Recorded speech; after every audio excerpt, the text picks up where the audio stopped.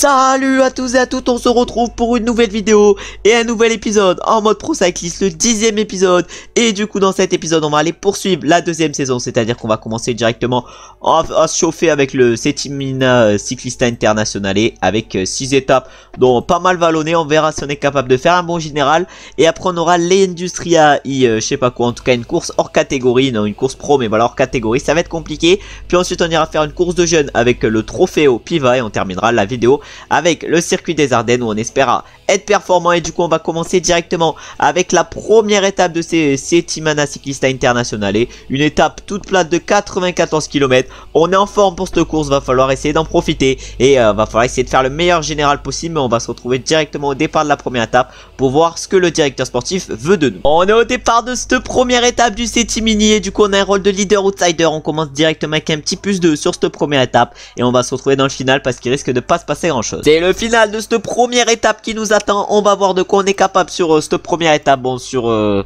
cette première étape on va voir, mais le profil est pas trop pour nous, hein, vraiment là j'ai un peu bégayé, mais le profil du coup est pas trop pour nous sur cette première étape. On va essayer de faire du mieux qu'on peut, mais ça risque quand même d'être compliqué de faire un bon résultat. En tout cas devant il y a les sprinters qui sont en train de lancer, on a Gessner notre coéquipier qui est devant nous, donc on va lancer le sprint mais notre point d'accélération malheureusement elle est pas folle. Est-ce que notre coéquipier Christian Koch va faire un bon résultat? Je sais pas. Oh mais nous le résultat de fou qu'on va faire. En tout cas reste Repo s'impose devant August-Sensen, mais nous on fait 3ème sur cette première étape.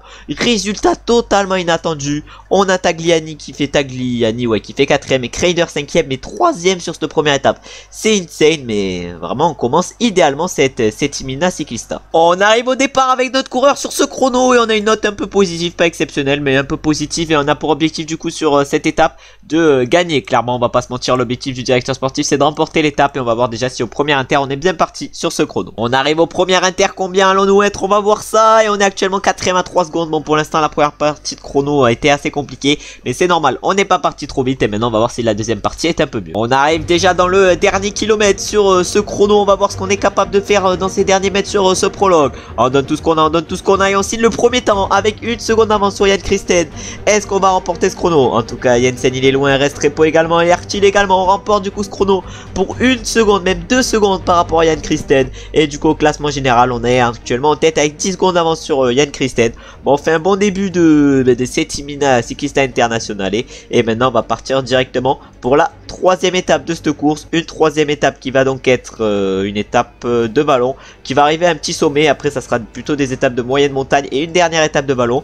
À la 3ème et la dernière on dirait c'est un peu les mêmes mais pas du tout. Et du coup on va partir directement pour le départ sur cette 3ème étape où on va essayer de bien gérer pour essayer de conserver notre maillot de leader. On est au départ de la 3ème étape et malheureusement première note négative, on a un -3 sur cette étape. Bon tant pis, on va essayer de gérer du coup avec ce -3, mais le -3 va sûrement nous faire mal. Surtout qu'on va aller voir directement la start list parce qu'on l'a pas encore vu, mais il y a des beaux adversaires sur cette course. On a notamment Andrea Jolie, Antonio Morgado, Sébastien Reichenbach, on a du Nicolas Conchi, du Moscon, on a des mecs assez costauds. Mais en tout cas on va essayer du coup de pas perdre notre maillot de leader sur cette étape et on va se retrouver sûrement au pied de la montée finale. On est dans les 4 derniers kilomètres sur cette 3ème étape avec notre coureur. On a Jonas Koch qui est en train de, plutôt Christian Koch qui est en train de nous protéger. On va essayer de faire la meilleure montée possible et on s'envole déjà. Ah là ils ont pas suivi notre route, 3 km qu'on va faire à bloc. Malheureusement le -3 va peut-être nous désavantager dans cette montée, mais il va falloir quand même essayer de bien gérer. En tout cas on consomme le gel énergétique. Christian Koch il est complètement cuit, je sais pas ce qu'ils font, nos adversaires. Nous on va se mettre en faufilement pour éviter de se faire gêner dans cette montée. En tout cas là ça accélère notamment pour Osborne. Langelotti également il accélère. Ah, notre coéquipier Christian Koch déjà il est foutu. Tous nos coéquipiers ils sont foutus. En tout cas nous on essaye de monter à notre rythme. Il reste encore 1 km 200. On fait une belle montée. On fait une très belle montée. On n'est pas encore monté sur la selle. On s'est pas encore mis en danseuse. Il reste 600 mètres. Ah je savais pas que c'était aussi descendant dans le final. Et du coup on va pas s'imposer. Ça va être Andersen qui va aller chercher la victoire sur cette 3ème étape devant Ryabushenko. Et nous on va chercher une excellente 3ème place encore une fois sur ces 3 premières courses de la vidéo. 3 podiums, c'est insane. Ensuite on a Andersen qui fait 4 et Boissonhagen 5. Mais là pour l'instant ce début de vidéo est incroyable et on va se retrouver maintenant pour la 4ème étape qui risque encore une fois d'être une étape intéressante, mais cette fois-ci je crois une étape de moyenne montagne. Après 3 premières étapes réussies, on s'élance maintenant sur la 4e étape de ce Settimana Ciclista Internazionale. Bon, je vais arrêter de dire le nom en entier parce que c'est trop long. Mais du coup, pas de note négative sur cette 4e étape. On a un 0. On va essayer du coup de faire une bonne étape. Un parcours qui, j'ai l'impression, va pas être très sélectif. Il y en a peut-être quelques-uns qui vont être distancés, mais pas beaucoup. Et on va se retrouver directement au final. L'échappée va aller au bout sur cette 4e étape. Mais nous, je pense qu'on est capable quand même de faire un bon résultat. Bon, j'espère que les échappés qui vont au bout, ils sont pas hyper près au général. 2 minutes 12, 2 minutes 57. 4 minutes 42, 2 minutes 57. C'est-à-dire qu'il faut finir à moins de 2 minutes 12. Mais là, c'est sûr qu'il va se replacer. Celui qui va s'imposer, en tout cas, Stewart. Est-ce que c'est lui qui va gagner? Oui, c'est Oliver. Non, c'est Stockwell, excusez-moi, qui s'impose. J'avais juste vu le maillot britannique. En tout cas, il s'impose devant Marchand, Stewart et Paulsen. Nous, malheureusement, on va faire un sprint bien cata. Et ça va être Andersen qui va aller chercher facilement la 5e place. Puis ensuite, on a Bajoli qui termine 6. Et nous, on va terminer beaucoup plus loin. On va terminer pas dans le top 15. Sur cette 4e étape, on termine 17e. Et c'est notre pire place depuis le début de cette course par étape. Et maintenant on va se retrouver directement pour la 5e étape qui, je crois bien, va avoir un profil très sélectif. On est au départ maintenant de la 5e étape de cette course par étape. Malheureusement on est moins sur cette 5e étape. Heureusement que la forme nous permet de limiter ce moins, mais j'aurais préféré quand même avoir une note positive. On peut voir que ce final est très sélectif, que cette étape est très sélective. Vu toutes les montées qu'il va y avoir dans le final, ça va être un genre de circuit. Et nous, sur ce circuit, il va falloir éviter de se faire distancer. Et on va se retrouver, je pense, au moment où il commence à se passer des choses. On est à moins de 5 km de l'arrivée. On est dans un groupe de 20, même 21 exactement. Mais là, on va rapidement se faire distancer. Malheureusement, le moins aura eu raison de nous dans ce final. Et on va essayer de finir le plus proche possible des favoris. Le top 10 au général. Peut-être qu'on peut le conserver, mais cette étape, ça va faire mal. Et on risque de perdre, je pense, pas mal de temps. On a combien? On a 1 minute d'avance par rapport au top 10. Je pense que le top 10 va nous échapper sur cette étape. Et on va se retrouver directement à l'arrivée pour voir qui c'est qui s'impose. Non, on va y aller ensemble. On va y aller ensemble justement à l'arrivée. On va aller voir qui c'est qui s'impose aujourd'hui. Nous, on va perdre plus de 1 minute 50 aujourd'hui. C'est Antonio Morgado qui s'est imposé devant Idar Andersen, Sébastien Reichenbach et Antoine Nubi. Et nous, on termine seulement 20e aujourd'hui. On a eu un craquage, malheureusement, le moins il raisonne nous. Et maintenant, on va aller voir les podiums pour voir si on est toujours dans le top 10 du général ou si on en a été exclu. On peut voir déjà le classement de cette 5e étape. Bon, les 9e et 10e ont été à 49 secondes. Et au général, malheureusement, on est en dehors du top 10. Après cette étape, on va aller voir combien on est. Mais je pense qu'on doit être aux portes du top 10. Avec notre coureur, on doit être en dehors, mais pas trop loin non plus. Et du coup, au général, on est exactement 12e. Voilà, 1 minute 48. On est à 3 secondes du top 10. Va falloir du coup aller le chercher. Et maintenant, on va se retrouver pour la 6e et dernière étape de cette course par étape italienne. Et on va se retrouver au départ en espérant avoir une bonne note pour pouvoir aller chercher le top 10. On arrive au départ de cette dernière étape de cette course par étape. Et on a l'objectif de terminer dans le top 30, de se montrer dans l'échappée, de terminer dans le top 10 du général. Trop d'objectifs fixés, mais nous du coup on va essayer de partir dans l'échappée, ça nous le demande. Vraiment j'espère que ça va nous laisser partir, hein. Ça va être chaud quand même de partir dans l'échappée alors qu'on est 12e au général, mais on sait pas ce qui peut se passer. Malheureusement le top 30 va être compliqué à aller chercher sur cette étape. On est complètement cuit avec notre coureur, même le top 10 du général c'est finito pour nous. Mais on va aller voir du coup qui c'est qui va s'imposer sur cette étape. Ça va être les favoris des générales qui vont se jouer la victoire. Nous malheureusement on avait encore une note négative sur cette dernière étape. Et tout devant ça va être Andersen qui va s'imposer, qui va du coup nous voler le maillot vert. Et il va aller s'imposer devant Antonio Morgado, Andrea Bajoli, Sébastien Reichenbach et Nicolas Conchi. Et nous malheureusement on va terminer un peu plus loin. On avait l'objectif de top 30, mais je sais même pas si on va le réaliser. On va terminer exactement... Là je suis un peu déçu. Je suis quand même un peu déçu après cette étape, mais je sais pas du tout combien on va terminer dans le top 30. Et on termine 25e. Bon, une fin de Settimana, ouais, une fin de cette course par étape qui aurait été compliquée. Le début on aurait été presque parfait, hein. 3 podiums en 3 étapes, c'était insane.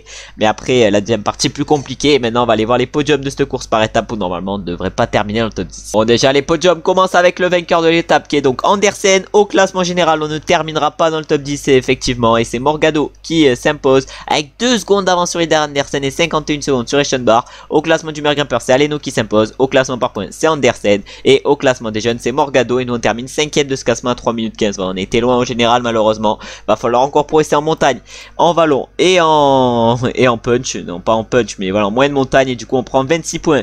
Après ce Settimana classique ça fait qu'on est à 215 points. En vrai ça commence à être pas mal. On va peut-être bientôt passer au niveau 11. Et maintenant on va se retrouver pour le trophée au Piva. Une course U23 où on va essayer d'aller chercher pourquoi pas un bon résultat. Et du coup on n'est pas au départ du trophée au Piva, mais on est au départ du Grand Prix Industrial et Argento. En tout cas on a un objectif d'équipier. On a plutôt un travail d'équipier, plutôt même un rôle d'équipier à faire. On doit travailler en tête de groupe 25 km. On va faire ce que nous demande le directeur sportif et on va se retrouver dans le final si on a la possibilité, pourquoi pas, de faire un bon résultat. Les premiers sont en train d'arriver sur ce Grand Prix Industria où malheureusement on aurait été trop fatigué avec notre coureur. Et c'est Andrea Piccolo qui s'impose devant Stephen Williams, Debiassi, Rea Bushenko et Idar Andersen. Tout ça s'est joué dans l'échappée. Nous du coup on a réalisé l'objectif d'équipier aujourd'hui vu qu'on a fait 35 km sur les 25 qu'on devait faire. Mais malheureusement aucun de nos coéquipiers va performer. Il n'y a que UPS qui va aller chercher un top 10. mais c'est tout. Et maintenant on va partir bel et bien pour le trophée Oppiva, parce que là on avait oublié ce Grand Prix Industria. Maintenant par contre ça va être le trophée Oppiva qui va nous attendre, et on va se retrouver au départ de cette course. On est au départ de ce trophée Oppiva et on a un rôle de leader outsider. On a un petit plus de la forme est redescendue parce que là on s'est mis un peu de repos, et on a du coup pour objectif sur ce trophée Oppiva de terminer dans le top 5. On va essayer de réaliser l'objectif et pourquoi pas mieux, et on va se retrouver du coup dans le final. On est à 22 km de l'arrivée sur ce trophée Oppiva et on est toujours à plus de 1 minute 30 de la tête de course malheureusement. Ah ouais, on est maintenant à 50 secondes, heureusement qu'on leur a repris un temps fou, mais tout à l'heure ils avaient 3 minutes d'avance et ils étaient 15, non même 4 minutes d'avance et ils étaient 15 à l'avant. En tout cas là c'est un coureur de je sais pas quelle équipe, c'est exactement Sivok qui est en train de rouler. Je sais pas pour quelle équipe, mais on est plus beaucoup dans ce groupe et ça craque. Notre coéquipier par exemple Schrag est en train de craquer. On a Mercero qui craque, mais là ça va peut-être exploser dans cette montée, parce que cette montée il y a quand même des beaux petits pourcentages. En tout cas là il n'y a plus personne qui roule et nous on va essayer de prendre leur roue à Arignetti. On va prendre la roue à Arignetti, on va voir si leur accélération fait du mal. En tout cas on a encore 20, c'est en train de craquer, nous on est en train de suivre Arignetti. Ah, est-ce que c'est la bonne roue à prendre? Est-ce que c'est la bonne roue à prendre? Je sais pas. Est-ce qu'il va falloir continuer l'effort? Je sais pas non plus. En tout cas devant il y en a un pour la Ju, il s'est mis bien. Ah ouais, c'est Maudo, Nolan Maudo qui s'est mis bien pour la Ju. Nous vraiment on impose notre tempo, on a même réussi à distancer le peloton, un peloton qui revient à son rythme. Bah ouais, même peloton qui revient à son rythme. On a notamment Brio Roland dans ce groupe, Brio Roland qui a signé la Ju, mais là on n'est plus beaucoup. On n'est plus beaucoup, c'est en train de craquer par l'arrière et nous on va peut-être en remettre une pour essayer de revenir sur Nolan Maudo. En tout cas on est parti avec Stockwell. Bon non, ça va sûrement nous reprendre à descendre, du coup on va essayer de se relever, mais après on va se retrouver directement au pied de la petite montée dans le final, mais le top 5 est largement envisageable sur cette course. Et on y est justement au pied de cette montée finale. Nolan Maudo il a fait l'effort devant. Ah mais le Nolan Maudo là il doit être cuit, après l'effort qu'il a fait. En tout cas là ça va accélérer, nous on va se mettre en faufilement pour éviter de se faire gêner, et là ça accélère. Est-ce que le top 5 est envisageable? Est-ce qu'un compte ça peut passer? Est-ce qu'un compte ça peut passer? En tout cas on essaye de tous les distancer. Alors on va tout donner, il reste encore 3 km. Malheureusement Maudo il est bien parti devant, on a 12 secondes d'avance par rapport au groupe de derrière. Ah ouais, mais Nolan Maudo, excusez-moi, il aura réussi à bien résister, son plus 5 lui aura fait du bien aujourd'hui, et nous on va aller terminer deuxième de ce trophée Oppiva qu'on ne remportera pas, mais deuxième c'est quand même un excellent résultat. Nolan Maudo va s'imposer, nous on va terminer deuxième. Sur une course on avait l'objectif de top 5, on a au moins largement réussi l'objectif fixé par le directeur sportif, et c'est du coup un doublé français sur ce trophée Oppiva, excusez-moi. Puis ensuite on a Thibaut Bernard qui va chercher la 3ème place, c'est-à-dire que normalement, logiquement, ça devrait être un triplé francophone, ce qui est insane, à moins que Bernard vienne des Flandres, je sais pas. En tout cas, ce trophée Oppiva est une course réussie pour nous. Et du coup, ce trophée Oppiva nous rapporte 20 points, on va passer déjà au niveau 11 dans cet épisode. On est passé au niveau 10 dans le dernier, je sais plus. En tout cas, là, on passe au niveau 11 et on va mettre le point où? On va mettre le point en pic de forme. En vrai, je trouve que ça sert à rien. Voilà, on va les mettre en écoute le point. Maintenant, on va se retrouver directement pour la dernière course par étape de la vidéo, c'est-à-dire le circuit des Ardennes. Il y aura 4 étapes. La 3ème étape, on la simulera parce que ça sera un chrono par équipe. Mais du coup, les 3 autres, on va les faire. Et l'objectif, ça va être de réussir ce que nous demande le directeur sportif. Et on va voir justement à la première étape ce qu'il attend. On est au départ de cette première étape du circuit des Ardennes et on a un rôle d'équipier train de sprint. On a un beau plus 3 sur cette première étape. On va faire ce que nous demande le directeur sportif et on va se retrouver dans le final pour voir ce que sont capables de faire nos coéquipiers aujourd'hui. On est dans les 5 derniers kilomètres de cette première étape du circuit des Ardennes. On peut voir qu'à gauche, Kos et tout, ils sont en train d'amener. On a Raymond Kreider. On a Raymond Kreider qui va sûrement être leur sprinter titre. Nous on va essayer pourquoi pas de faire un bon résultat. On va essayer de prendre peut-être la roue à Peternsky ou à Kreider. Kreider, on va prendre sa roue. On va prendre sa roue à Kreider. Est-ce qu'il va bien lancer? En tout cas nous on va prendre sa roue. On va essayer de faire le meilleur sprint possible. Même si en sprint on est gaze, en axel on est un peu correct. Peut-être que ça peut nous permettre de faire un bon résultat. En tout cas on lance le sprint.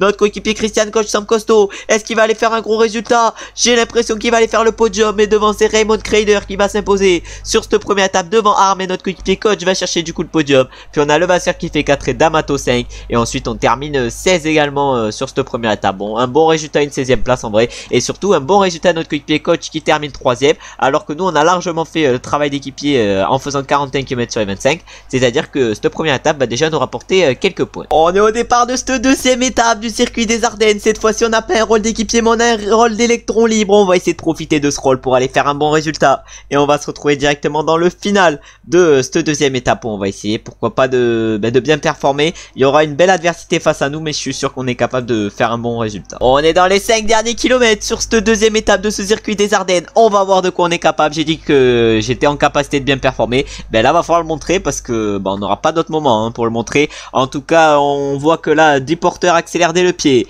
À Deporter il accélère. Nous on va se mettre à Focus à 88. Je pense que ça peut bien marcher. On a Raymond Kreider qui est un peu trop bien placé. Nous on va consommer gel énergétique. On va se mettre en faufilement parce que je pense qu'il y a moyen qu'on se fasse gêner. Et là l'objectif évidemment ça va être de gagner aujourd'hui. Pour l'instant on monte à notre tempo. Il est Hoopert. Où est Hoopert? Hoopert il est derrière un peu. Est-ce qu'il a perdu de la barre rouge un peu? Et là c'est Cucarelli qui accélère. Cucarelli il accélère. Les pourcentages dans le final j'ai l'impression que c'est un peu moins compliqué. En tout cas j'ai l'impression qu'on est en train de gérer à la perfection cette montée. Il reste 800 mètres, 700 mètres. On va tout donner. On va lancer le sprint. Est-ce que Chris Neylands va nous battre? Ah malheureusement j'avais géré à la perfection. Mais Chris Neylands va nous battre sur cette deuxième étape du circuit des Ardennes. Mais on arrive quand même à aller chercher une excellente deuxième place. Et en plus de cela derrière on a notre coéquipier Christian Koch qui va chercher la troisième. Excellent résultat d'équipe pour nous. Après on a Google qui fait 4 et Silva 5. Mais excellent résultat cette deuxième étape vu qu'on termine deuxième et notre coéquipier Koch troisième. Et maintenant on va aller simuler la troisième étape qui va du coup être le chrono par équipe. Et on va aller voir combien on termine avec notre équipe en espérant pas finir trop loin pour viser un bon classement général. On va aller voir le classement de cette troisième étape et de ce chrono par équipe où du coup la BHS s'est imposée. Mais nous on est dans les choux hein. Oh 1 minute 03 et du coup au général on est combien là? Ah ben on n'est pas du tout présent. On n'est pas du tout présent. Notre coéquipier Coach qui a 55 secondes et nous on est 49e à 57 secondes. Bon le chrono par équipe aura eu raison de nous. Et maintenant on va se retrouver directement pour on va se retrouver pour le Tour des Ardennes. Non pour la dernière étape excusez-moi de ce circuit des Ardennes. Mais non mais je dis que des conneries. Et du coup on va se retrouver au départ de cette dernière étape du circuit des Ardennes. Mais également de la vidéo. Et on va voir ce qu'on est capable de faire. Et si on est capable de bien finir au moins cette vidéo. On est au départ de cette dernière étape du circuit des Ardennes. Le directeur sportif veut qu'on parte dans l'échappée. Il veut qu'on termine également top 15 d'étape. Je pense que vraiment on va pas partir dans l'échappée. Parce que ça m'étonnerait qu'elle aille au bout. Et on va essayer du coup de réaliser le top 15. Et même largement mieux. Un petit top 15 vraiment ça me ferait kiffer. Et on va se retrouver normalement directement dans le final. On est dans le final de cette quatrième et dernière étape de ce circuit des Ardennes, mais également de la vidéo. Et on peut voir que ça accélère devant pour Jorgensen, Adam Holm qui a accéléré. On a du monde qui accélère hein, devant. Vraiment là ça veut tenter d'attaquer. Nous faut pas oublier qu'on a l'objectif de top 15 sur cette course. On va du coup essayer de le faire. Mais là dans le peloton c'est en train de exploser de partout. Il y en a qui commencent à se faire distancer. Et nous on va peut-être mettre nos coéquipiers à rouler. Et bon on a mis nos coéquipiers à rouler. Il nous reste moins de 5 km. On est nous à l'arrière de ce train. Et là c'est l'ours. L'ours notre coéquipier qui va tout envoyer. On espère qu'il va vraiment tout envoyer le l'ours. Nous on va consommer le gel énergétique. Il reste encore 2 km 500. Est-ce qu'on va pouvoir reprendre les 4 hommes de tête? Évidemment qu'on va pouvoir les reprendre. Est-ce que l'ours il va accélérer? Mais roule. Qu'est-ce qu'il me fait l'ours? Pourquoi il roule pas? Oh le pavé numérique qui bug. Non mais c'est fou. Non mais c'est même le mec qui bug. Et du coup là on va tout donner avec notre coureur. Mais là c'est la catastrophe. Ce qui s'est passé dans ce final d'étape. Et là ça commence à accélérer pour Abner Gonzalez. Abner Gonzalez qui accélère et nous on lance. On a quoi perdre de toute façon aujourd'hui. On a quoi perdre. On va essayer d'aller chercher le Abner. Oh le top 15. Est-ce qu'on va le perdre? Non normalement on devrait le conserver. Mais du coup Raymond Kreider va s'imposer. Il a lancé au bon moment. Il s'impose devant Abner Gonzalez. Et Paul Lapera le premier français de cette étape. Ensuite on a Silva qui fait 4. Et nous on va terminer 5ème sur cette 4ème étape. On réalise largement le top 15. Et notre coéquipier Christian Koch va chercher la 7ème place. Et du coup maintenant on va aller voir les podiums de ce circuit des Ardennes où on a été pas trop mal quand même avec notre coureur. On a une petite difficulté malheureusement sur le chrono par équipe. Mais sinon ça s'est bien passé. Et on va aller voir les podiums pour voir si au maillot vert par exemple on a été bien placé. Parce qu'on a quand même réussi à être dans les places d'honneur sur toutes les étapes. Et du coup on commence avec le classement de l'étape où du coup Kreider s'est imposé. Nous on a terminé 5ème sur cette étape. Ensuite au classement général on peut voir que c'est l'équipe danoise qui s'est imposée. Ils sont tous dans le même temps. Puis après on a Neylands à 1 seconde. Et après c'est à 11 puis à 17. Au classement du meilleur grimpeur c'est Nino de Jong qui s'est imposé, le néerlandais. Il a mis une mine aux autres. Au classement par points c'est Raymond Kreider. Et nous on a terminé 4ème de ce classement. Je disais qu'au classement par points on risquait d'être bien placé. Et on l'est. Et enfin au classement des jeunes c'est du coup Jorgensen qui s'impose. Et à égalité avec tous ses coéquipiers. Bon ils auront fait la différence au niveau du classement général sur le chrono par équipe. Cette équipe danoise. Et du coup au général nous on termine combien? On termine 34ème. En vrai c'est un général plutôt correct. Et maintenant on va mettre suivant. Et pour clôturer la vidéo on remporte donc 28 points. Dans la prochaine vidéo on ira donc continuer la saison avec pas mal de classiques, notamment des classiques de jeunes. On aura le trophée Broléon également. Et après on ira faire peut-être le Velvendal. Et on s'arrêtera je pense avec l'Alpizer Tour. En tout cas je vous remercie d'avoir regardé la vidéo jusqu'à la fin. Si la vidéo vous a plu, vous savez ce que vous avez à faire, c'est-à-dire liker, commenter et surtout vous abonner. Parce que là il y a l'objectif des 1000 abonnés. En plus pour s'abonner c'est gratuit. Vous avez juste à appuyer sur le bouton. Ça vous prend une seconde. Voilà, le temps que je parle vous avez pu le faire. Et j'espère également que vous avez passé une bonne journée. On se retrouve maintenant très bientôt pour une nouvelle vidéo et un nouvel épisode en mode pro cycliste. Ciao ciao ciao.